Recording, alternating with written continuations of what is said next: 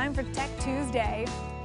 Apple's latest operating system is out now as the company celebrates 20 years since the creation of the first Mac OS operating system. And Amazon looks to integrate Alexa into hospitals and senior living communities, all while a Star Wars-like podcracker becomes a podracer. That should be a podracer. Podracer, yeah, yes. There was a little typo there. It's okay.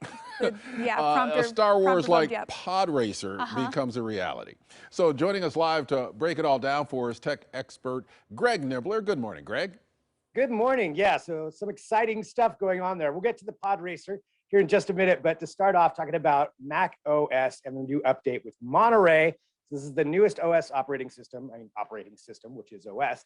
So if you have a MacBook, you probably noticed something saying that you can now update to this. So let's talk about what some of the updates are and then whether you should update. So some of the big things coming out with this are the FaceTime update they advertised earlier, to where now you can start a FaceTime meeting on your MacBook and then include not only iOS users, but Android users joining in on that. So if you're a big fan of FaceTime, there's some other features in there that make it more Zoom-like, kind of update it to some of those other different services that you can use. So that's something that's big. You also have Airplay, to where you're going to be able to watch movies with somebody during FaceTime. So that's something else that's going to be coming out. But some of the ones that people are really excited about are some of the new Airplay upgrades. So Airplay would allow you to take something on your iPhone and basically use your MacBook or your laptop or whatever it is, whatever your other Mac product is, as another screen, and also use it as a speaker. So some of the newer MacBooks have some really good speakers, so you could play something on that, just directly share it. So it makes it a little bit easier. Another feature that's not out yet, but is coming in Monterey,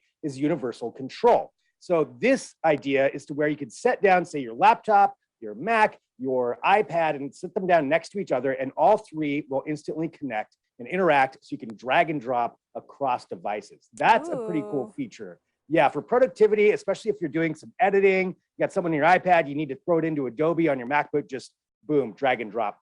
But that feature's not rolling out quite yet. It will be soon, hopefully, maybe by the end of the year, but not quite there. So it comes down to whether or not you should upgrade. A couple of things. One, you're not in any danger by not upgrading. Big Sur, the current operating system, is going to be updated for the inevitable future, for a while. So indefinite future. So you'll have that. You'll be fine there. But Monterey, if you want to try out the new features, go ahead and give it a shot. But if there's some critical programs that you use, if you really aren't quite sure, there could be bugs. So maybe wait for a couple of patches to come out and then do it. But if you want to try out the bells and whistles right now, definitely go ahead and go for it. Okay, yeah, that universal control thing, to be able to move stuff around across multiple screens, that's pretty cool. Love that. Yeah, that would be pretty cool. That's the one I would wait for. I'd wait for that to do the upgrade. Well, Amazon launches a plan to put Alexa in hospitals and senior centers. How would that work? Yeah, so this is something they've been working on a while, and so has Google with their smart home products. Pretty much anybody in the smart home industry wants to figure out how to commercialize these, and Amazon started doing it with some hotels in Vegas, now moving it into this factor. So the senior living centers, the way it would work is they've signed up with a couple of companies so far. You would have the Echo Show devices. So those are the ones with the screen, and you would have those in each room, to where the staff could communicate with some of the residents just directly via that way, and just pop up on their video screen, or if they need help, they could call somebody instantly. I think a lot of this, with the pandemic era and the way lockdown worked, this would have been a safer way to communicate with people, rather than having everybody interacting with each other. Sure.